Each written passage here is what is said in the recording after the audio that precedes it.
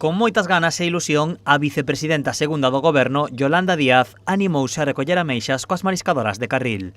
A ministra mantivo un encontro coas traballadoras no que, ademais de recoller o marisco, tamén falaron da situación do sector.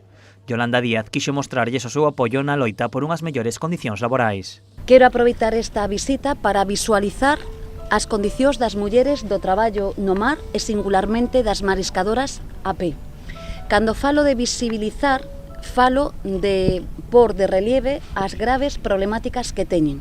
Yolanda Díaz defendeu que, a pesar das melloras, aínda hai moito que traballar para que as mariscadoras teñan as mesmas condicións que os seus compañeiros do marisqueo flote. Temos que facer unha adecuada valoración de postos de traballo. Neste caso, o traballo duro, o traballo no exterior, ten que ser recoñecido e ser, digamos, que puntuado máis que outra serie de traballos. Curiosamente, este tipo de traballos, polo feito de estar desenvolvidos por mulleres, se penalizan en lugar de entender que teñen que ter mellores condicións que traballos que son pois máis sinxelos. Tamén pide que se recoñezan todas as enfermidades que poidan derivarse da súa actividade profesional. Pois é moi sinxelo, acaban de velo, porque traballan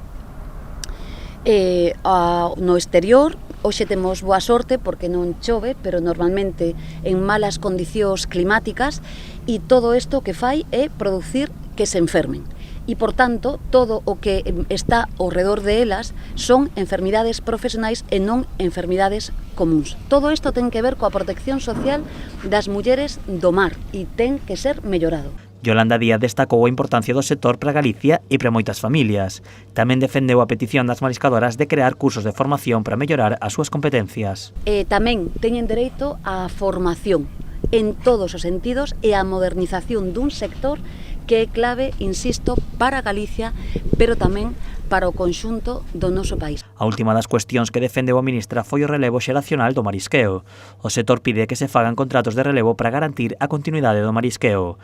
Un traballo que, segundo Yolanda Díaz, é clave para o país e para o cuidado do medio ambiente, e por iso téñense que garantir unhas condicións laborais dignas e de calidade.